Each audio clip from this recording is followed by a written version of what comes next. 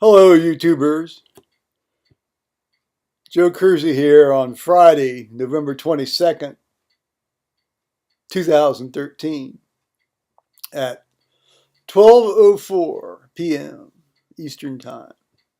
Now, it's been a very full morning, with lots of thoughts and memories provoked. So, I've made a list of them. Let's see how many we can get through, shall we? I'm going to skip ahead just briefly. I got this email today from the Ohio Farm Bureau. I belong to the Ohio Farm Bureau. And they had a question in their, email about, well, first of all, they have a link to their website, and you go to their website, and there's a thing in there about Ohio's drainage laws and how they affect farmers and properties and so forth, particularly when road works are done and particularly in the case of farmers, field tiles are cut across and not properly restored. And the water backs up in the fields and ruins the crops. That's the issue as far as the Farm Bureau is concerned. But they invited comments, and so I left a comment after being told that I wasn't able to leave a comment. So, I'm a member. You enter all the stuff, and they say, "Oh, that name's already taken." You enter your name, and they say, "Oh, that name's already taken." Well, of course it's taken. I'm already a member. It's this wonderful circular website stuff that for those of you who've watched the bulk of my videos, know that from time to time I've addressed after a period of intense frustration, at any given time. So we entered circular website grief area, sometimes known more affectionately as hell. And but eventually I was able to leave a comment by pretending I wasn't a member.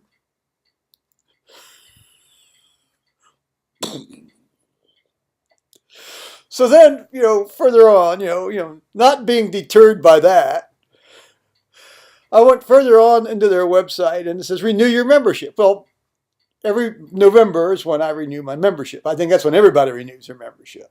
So, in the past, they send you a physical statement and a questionnaire, and you fill it out, and you send in your check. But I'm now computerized. Let's just save everybody time, huh? Shall we? Sure. So, there's this little link, renew my membership. So I click on that, and of course, they want me to enter my membership number. That's fine. So I go back into my office and I fetch the Farm Bureau membership cards, and I get my membership number. And then they say they want you to enter your name. Well, I entered Joe S. Kersey,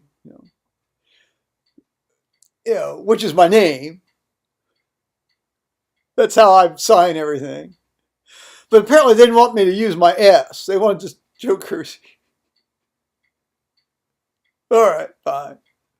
So then the membership number, and then your address and so forth, and date of birth. Date of birth? I guess that keeps all those infants out there from getting on their iPads and horsing around with the system. So, all right. Well, after again another sort of a circular thing where they said I couldn't sign up, and somebody else had that name, and what's that name? I was able to finally. I didn't actually explicitly see anything where it said I had renewed my membership. Thank you for renewing your membership. What popped up was my current membership information with the fact that it expires, on December 31st of this year. All right. Well, we know that. I know that. But then at the top of the page it says, we are currently processing your payment. Well, guys, I have never given you a credit card number. I have never given you any access to my checking account, so I don't know how you're processing a payment. So of course, you know, salmon that I am, I tried this two more times. Oh, that's saving me time, and got the same results, of course. I guess that means I'm insane, according to the Einstein definition of insanity. I, I kind of expected something else might happen. Sometimes it does, though, but not today. So I'll have to check back on Tuesday or Wednesday of next week. Now, maybe they'll just send me out a card that I can fill in and send them a check.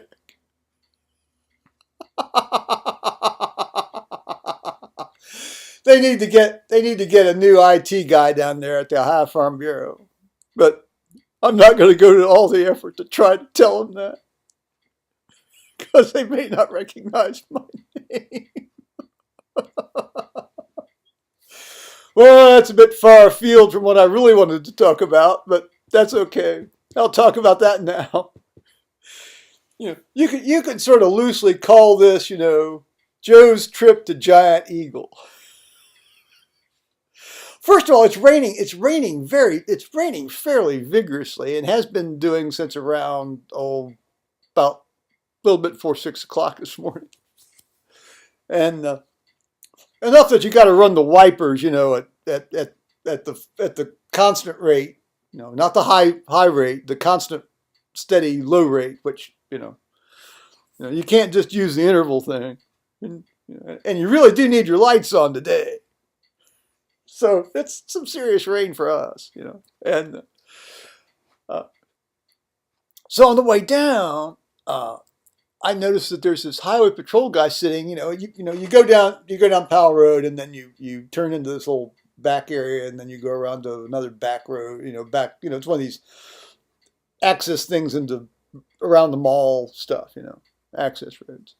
Well, this highway patrol guy was sitting in the driveway of a materials sciences outfit that's down there on this other road, and he's got his radar gun. He's looking out his side window with his radar gun, and I generally drive the speed limit. I mean, I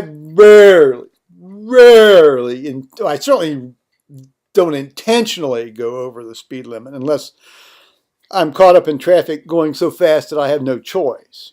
I'd be dangerous if I didn't keep up with the traffic. But if I'm by myself, I'm not going to go blowing around, this 35-mile limit at 50 miles an hour, which a lot of people do. They certainly get up to 45 quite easily. And I thought to myself, I'll be interested to see that guy's still hanging out there when I get back, come back. More of that anon. So I go in to Giant Eagle, and I buy my beverage. And I noticed, here's a little pet peeve. I thought, well, let's buy some more winter lager. So I bought some more winter lager, but I bought them in the 12 packs. $15 a 12 pack. I'll pop for that for this particular product. But then I thought, I don't necessarily need to buy this out of the cold case, because I'm just going to leave it sit out in the truck till I need it, and I bring it in. I drink it warm anyway. I don't like cold beer particularly, and never have done. Except like on a really, really hot day, And you're sitting out front somewhere on a patio with music playing with a bunch of friends. And you're going to sit there for about 8 hours and have pizzas and sandwiches and about 12 pitchers among the 8 or 10 of you. We're not animals. We're civilized. Well, we were. I haven't done that for a number of years.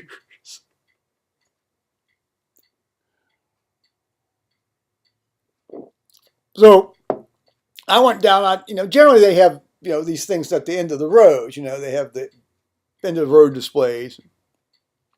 Well, they had it, but they had it not in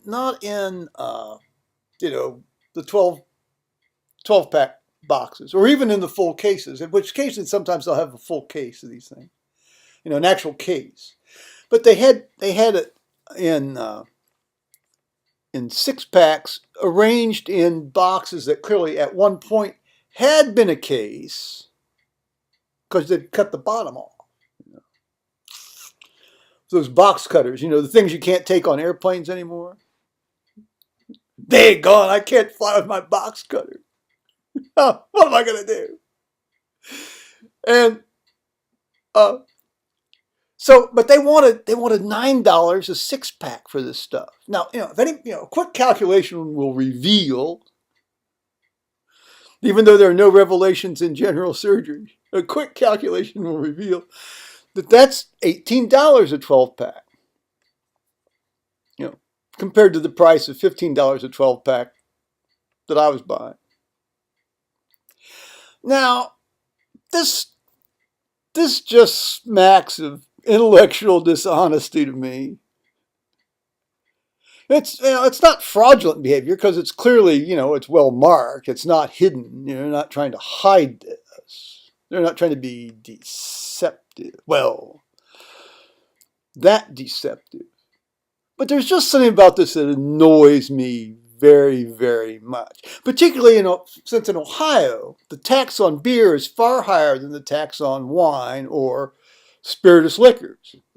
Now, I don't drink spirituous liquors, except, maybe once every year or two, and that only when I'm offered it socially. I mean, I don't go out and buy a bottle of, cognac or something, and I had a bottle of cognac that somebody had brought out here back in the early 1980s. And I just finally finished that off last spring.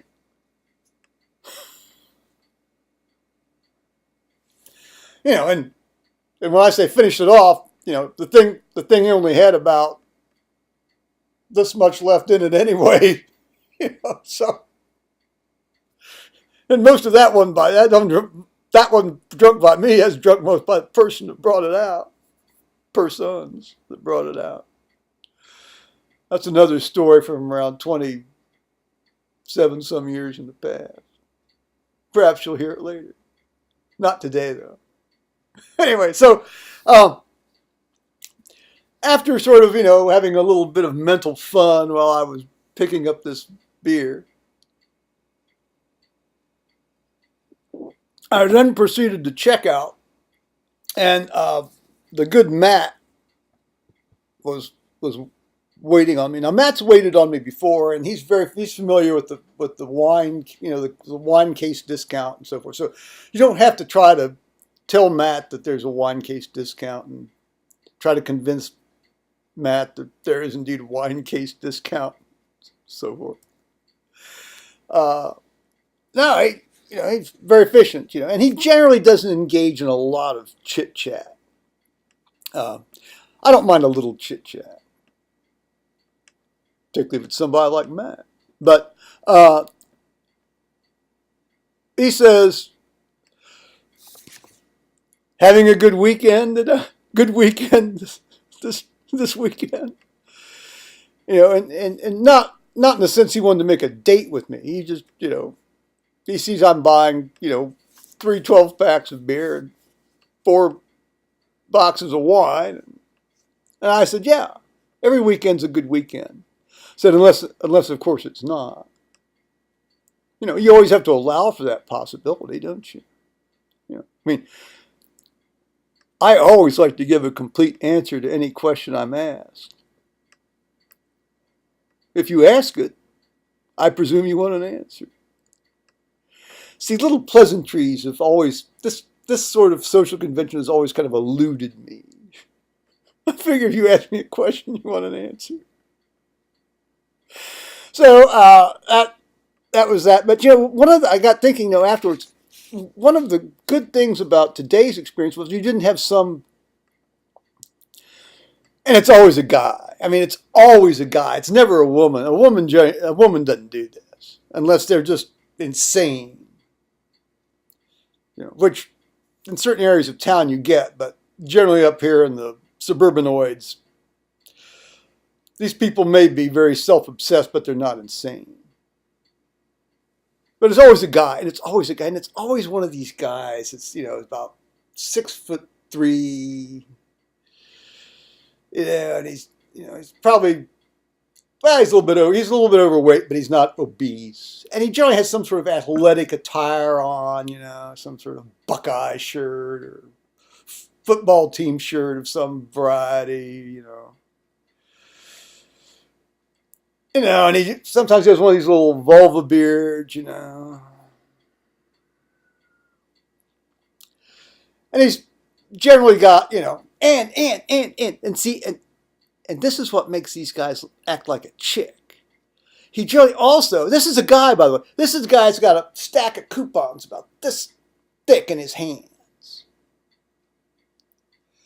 And he's always buying, health foody stuff. He's got the produce and the salad, and it's all these pre-wrap things, and of course, along with about 18 boxes of, this sugary cereal. So, he's taking all this crap home to his kids.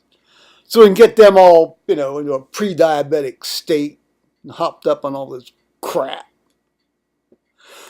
But if they're eating their salads, then that's going to make it okay.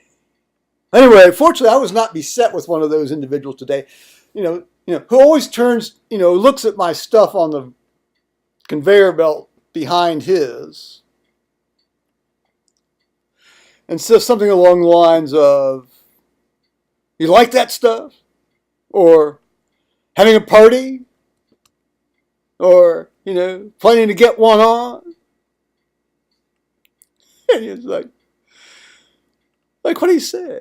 What do you say? I mean, you can't perform an act of perfunctory violence on somebody like that. They'd put you in prison. It's just, okay. I like to think I'm clever, but I'm never clever enough to come up with some, I would not do well in a parliamentary setting, like Winston Churchill, who when he was told by an opposing female member of parliament one time, she says, "Sir, you're drunk." He said, "So I am, and tomorrow I shall be sober, but tomorrow you will still be ugly." I can't be that clever. It's just not worth the effort, is it? So I didn't have to try to speak the truth in peace and love today, which is just as well. So on the way out, who would know that this mundane experience would provide such a rich field of things for up here? There's this big sign. I mean, this is not a small sign. This is one of these drop down, big plastic laminated things with a little chain going up to the ceiling. And it says, "A safe child is a happy child." Let's make sure that assertion is clearly stated. It asserted as a verity that a safe child is a happy child. Well, now, see, first of all, my first response to that is evidence. I want to see the evidence for that statement. Have there been studies? Has some grad student sociologist gone out and conducted a random scientific sample, and used a control group? Perhaps, you're comparing unsafe children, levels of happiness, to safe children and levels of happiness. So, along with the true control group of just a random selection of people that I guess would be assigned to some sort of neutral level of safety, as opposed to safe versus unsafe. I want to see the evidence for that assertion. A safe child is a happy child. Because I'm going to tell you right now, I don't think safe children today, how can you tell? Well, first of all, how can they tell whether they're happy or not? Because they've probably not known anything different from their current safe status. As far as they know, they've never been allowed to roam free and wild and ride their bikes all over everything and not be strapped into some sort of, almost plastic rest home type, chair, straight jackety type chair when they're in any sort of moving conveyance whatsoever. A safe child is a happy child. Well, I got thinking back about my childhood, and there were times I was quite happy. There were times I wasn't happy. It's like anybody, isn't it? Particularly anybody growing up. Sometimes you're going to be happy. Sometimes you're not going to be happy. But I'm going to tell you right now, there are a lot of things. In fact, I can think of pretty much every time I stepped outside of my house or rode in a moving vehicle that by today's standards, I'd be considered, dangerously at risk for serious injury. Some by my parents' connivance, some by my own, some by group effort, some involving my friends, some involving people that weren't necessarily my friends.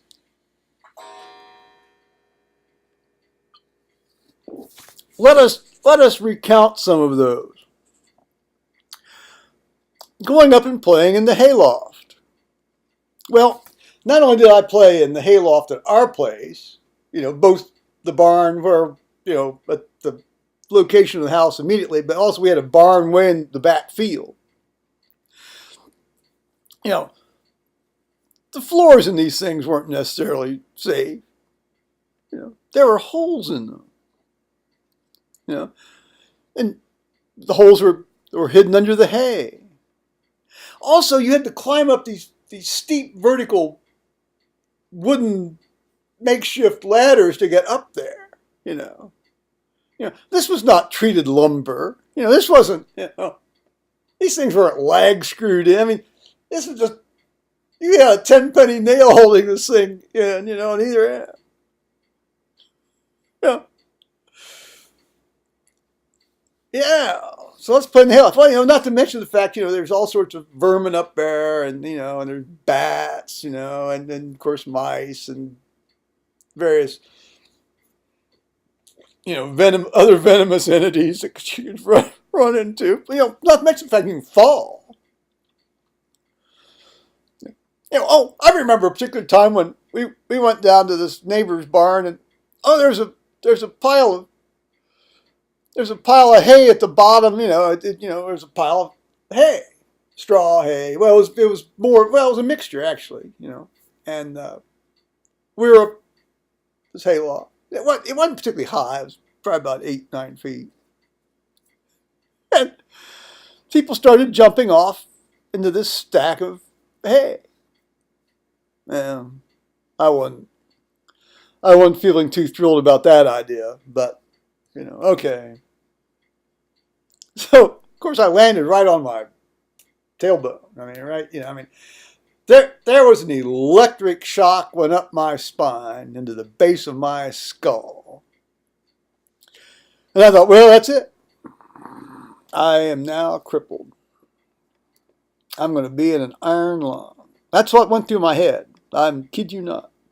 Now, I was about, let's see, Merville, I won't use his last name, but Merville was about 14, and he was encouraging us. So, I was about 11 or 12 at the time. 12. About the time I was 12, that's when I could sort of start riding my bicycle around with impunity. Merville was always considered by the people in the neighborhood to be kind of a bad influence. Of course, he was great fun. Well, he was in 8th grade, He'd already started to get a little mustache, all that kind of stuff. He was in junior high school. He didn't even go to the same school we went to. We were in elementary school. Yet here he was, leading us on, leading us astray. Well, no, not astray. So when I thought I'd crippled myself, well, I'm going to tell you right now, that's the last time I ever willingly jumped from a height. So that taught me something. And then, you know, I again, when I said turn loose to bike, eventually I started biking into town. The town was about 3 miles away, which is nothing by today's standards. I mean, I drive 4 miles down to the Giant Eagle or the Walmart. But, and these weren't, particularly busy roads. I mean, one was a state highway, okay. Highway 123. And you'd go in, but there was this hill, right next to Uncle Willard and Aunt Polly's house, up the top of this hill. And then it went down into Lebanon. It went down into Lebanon. And boy, what a great view from that hill. But you'd go down this hill, and you'd get up to 45 or 50 miles an hour. I had one of these little speedometers on my bike, It would be considered uncool, but I like data. And you'd go 45, Now this is before the days of these bike helmets that make you look like an absolute idiot. Make you look like something out of the retard institution where you need to, protect your head from, having when you're having an epileptic fit, you need to protect your head.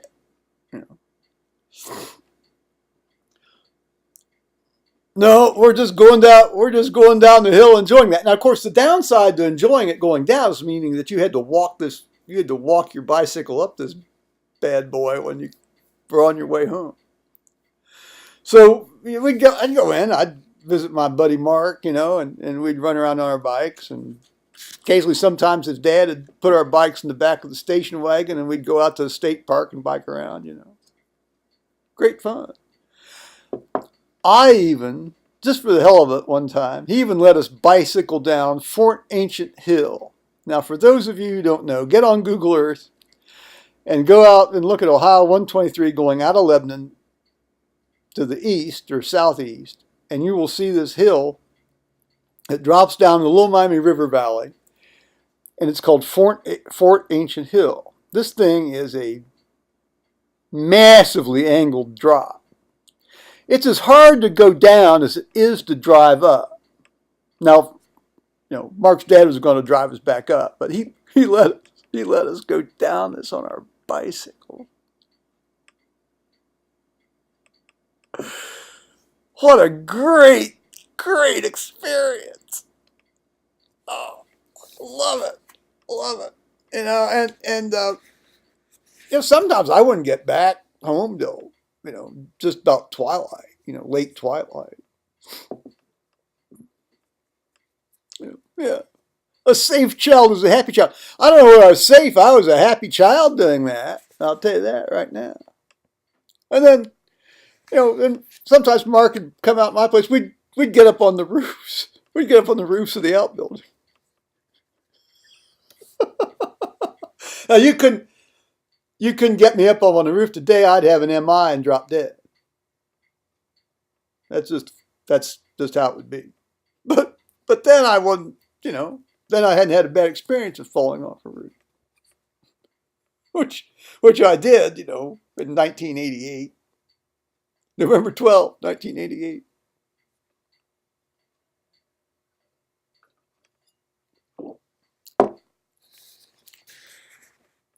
Yeah, that taught me a bit. I cracked a pedicle at C4 on that one. Plus, I was concussed. Everything was moving very slowly inside my head for about a week.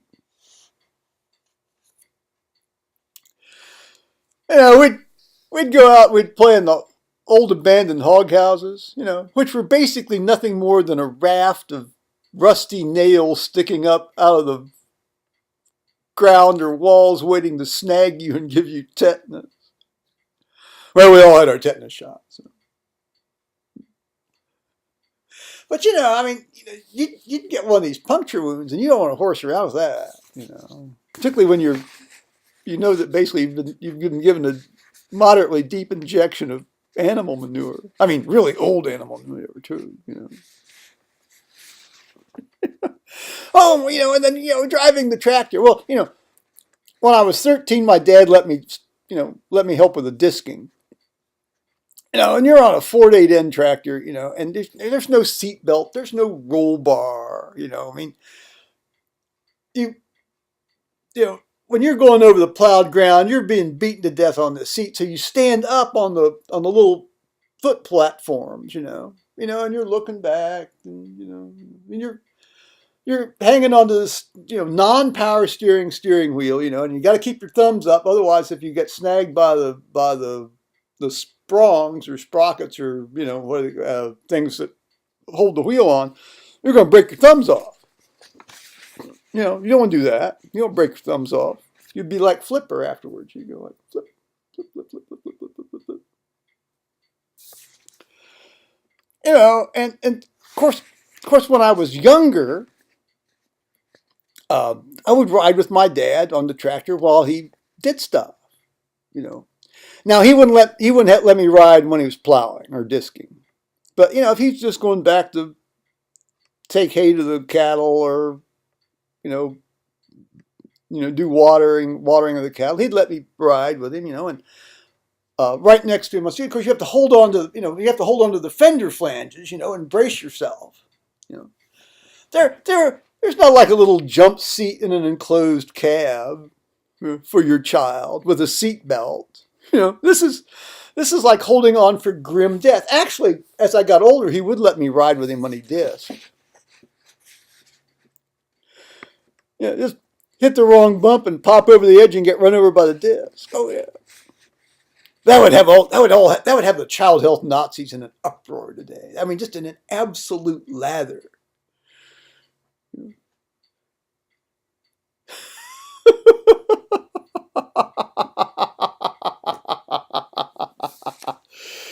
Well, all right. Well, of course, not to mention the fact that when I was about 7, my dad started letting me drive the tractor. That was when my feet could reach the pedals. As soon as and that's that was the rule of thumb. Once your kid's feet could reach the pedals on the tractor, he could start driving the tractor. That I had no problem doing that, except there was one time I didn't quite get the thing stopped quickly enough, and I didn't run clear through a wooden gate, but I cracked it enough that it had to be replaced. My dad was not happy about it. Oh, hell, I wasn't happy about it. How humiliating, It's almost like a violation of trust, isn't it? Yes, a safe child is a happy child. Okay. Well, I've covered, my attitude about child car seats is they're fine up to about age 3, but, this is ridiculous. What they do now is, when Thomas and Kelly bring Carter out there, it's like he's getting ready to be launched into the moon or something. It's like one of these, when you see the guys that go up in the Soyuz, these chairs where they wad them all up, Of course, he'll never have known anything differently, will he? So he'll think this is normal. That's sad. That's just sad. So, having amused myself with that on the way out to actually put my purchases into the truck, you thought I'd forgotten about this stuff, hadn't you? On the way home, I thought to myself, I want to see where this highway patrol boy is, and I said, I bet he's caught somebody. And sure enough, he wasn't where he had been lurking on the way in. And I rounded the corner there to go out onto the Polaris Parkway proper to go home, and I saw the flashing blue lights. I said, he snagged one. And indeed he had, when I was able to make the left turn and get out on the Polaris Parkway. Behind this long line of cars all waiting to turn left on the Polaris Parkway. I said, I bet you it's some, well, it wasn't one of these minivans. It wasn't a minivan individual. But it was somebody in one of these fairly large, I hate the term SUV, but I'll call it an SUV. And of course, it was a, well, it had to be either a man or a woman. In this case, it was a woman. And she looked like she had a fair amount of monetary wherewithal. She was clearly all done up. I didn't see her, with her cell phone up to her ear. But I thought to myself, good, because I knew what she'd done. She'd gone through. She had come around, and gotten on this thing, and she had immediately rocketed up to about 60 miles an hour in this 45-mile zone, which people routinely do down there. They haven't enforced that for a while down there, so I'm glad to see them doing that. You get these people. I mean, you look in your mirror and then you glance away and then you look in your mirror again. Boom, they're right there. I mean, you've got somebody right on your behind. Wow.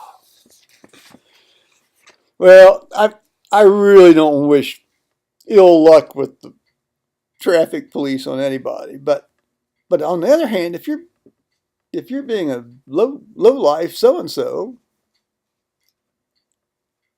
get caught. After that, the return home was mercifully uneventful, although without providing much more material for comment. So on that score, this is almost like one of these hour reality shows, isn't it? It's just we're up to 37 minutes.